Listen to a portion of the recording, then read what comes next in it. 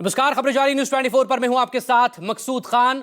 तो पश्चिम बंगाल में विधानसभा चुनाव के दूसरे दौर की वोटिंग के साथ ही चुनाव खत्म हो चुका है और अब सबकी नजरें 4 मई पर टिकी हुई हैं, जब तमाम 5 राज्यों के चुनावी नतीजे देश के सामने आएंगे। लेकिन इस सबके बीच दूसरे दौर में भी पश्चिम बंगाल में बम्पर वोटिंग हुई है।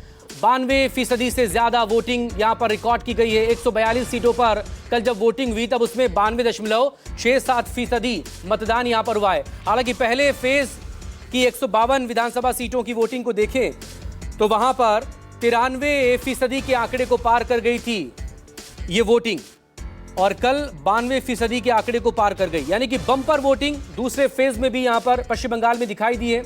सभी 294 विधानसभा सीटों पर वोटिंग के साथ ही पश्चिम बंगाल में मतदान हो चुका है और अब सबकी नजरें टिकी हुई हैं नतीजों पर, जो 4 मई को देश के सामने आएंगे।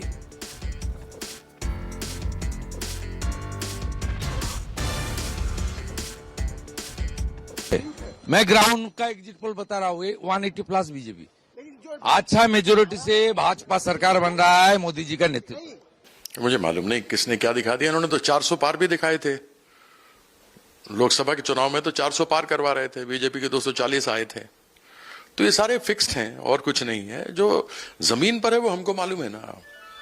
ममता दीदी से बढ़कर कोई लीडर है ही नहीं वहां पे, और हमारी 2/3 से बड़े आराम से आ रही है और हम जीतेंगे, सरकार बनाएंगे। कि इंडिया ब्लॉक तो पूरी तरह से बिखर चुका है और इसीलिए अगर हम देखें तो चाहे वो पश्चिम बंगाल है, केरल है, ये 2 ऐसे बड़े उदाहरण हैं जहां आपस में ही इंडिया ब्लॉक के नेताओं का संघर्ष है।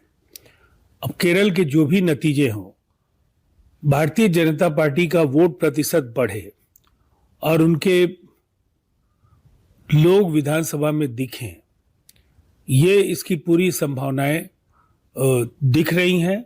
सरकार निसंदेह यूडीएफ या एलडीएफ में से किसी एक की बनेगी, लेकिन इससे जो इंडिया ब्लॉक के अंदर का जो संघर्ष है वो और आगे बढ़ेगा। कोई उलटफेर नहीं है, कोई नहीं। पश्चिम बंगाल में ममता दीदी भारी बहुमत से जीत रही। केरल में कांग्रेस की लीडरशिप में जो फ्रंट बना है वो जीत रहा है।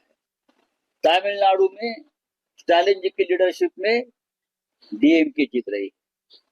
आसाम में कांटे की टक्कर चल रही है और पुदुचेरी में डीएमके और कांग्रेस अलायंस जीत रहा है। यही एग्जिट पोल समझ।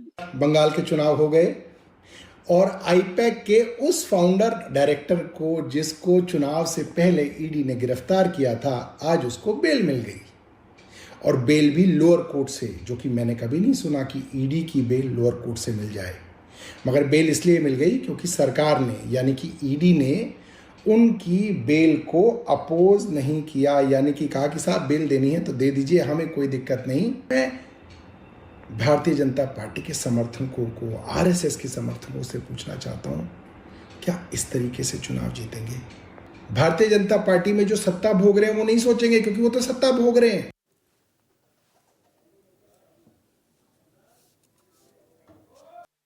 तो 7 एग्जिट पोल्स में से 5 में बीजेपी की सरकार, यानी कि सत्ता परिवर्तन की बात, जबकि 2 एग्जिट पोल में ममता बनर्जी की सरकार बम्पर मेजॉरिटी के साथ वहां पर बनी रहेगी। फिलहाल ये एग्जिट पोल्स के आंकड़े यही दिखा रहे हैं। लेकिन इस सबके बीच पश्चिम बंगाल के दूसरे दौर में भी बम्पर वोटिंग हुई है और उसमें आप देखिएगा कि 92% ज्यादा वोटिंग हुई। अब एग्जिट पोल क्या करें, महा एग्जिट पोल, टीएमसी 115 से 125 विधानसभा की सीटें यहां पर जीत सकती है, जो महा एग्जिट पोल हैं, और बीजेपी यहां पर 155 से 165। अब बहुमत के लिए 148 सीटों की जरूरत वहां पर होती है, क्योंकि 294 विधानसभा सीटों की ये असेंबली है पश्चिम बंगाल की। 2 से लेकर 10 सीटें अन्य के खाते में जा सकती हैं।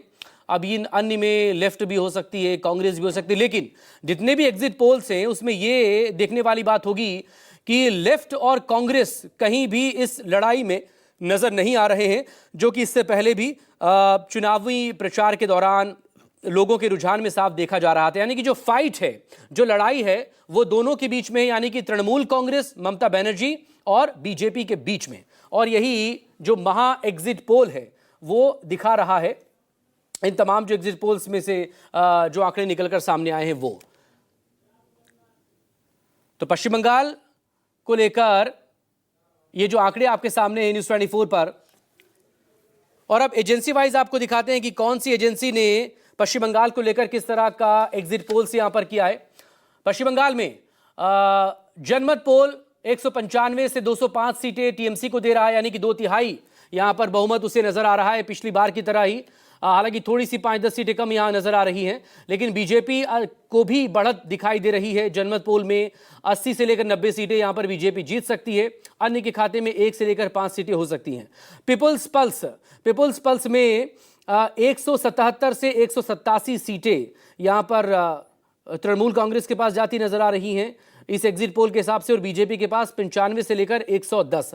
और ये एक और ग्राफ पश्चिम बंगाल का, ये देखें 166 तृणमूल कांग्रेस, 71 बीजेपी के पास, 4 कांग्रेस यहां पर ला सकती। पिछली बार कांग्रेस के पास कुछ वहां पर था नहीं, लेफ्ट के पास भी कुछ नहीं था, लेकिन लेफ्ट 1 सीट यहां पर जीत सकती है। अब वो पूर्वी बर्धमान से ला रही है, दमदम इलाके से ला रही है, देखना होगा। 3 अन्य के खाते में जा सकती हैं, वो अन्य जिनमें कौन है, क्या AIMI में या हुमायूं कबीर है या कोई और है तीसरी शक्ति के तौर पर। तो ये तमाम आंकड़े इस वक्त आपके सामने एग्जिट पोल्स के हैं। नतीजे 4 मई को आपके सामने होंगे। 4 मई को सुबह 8 बजे के बाद से जब गिनती शुरू होगी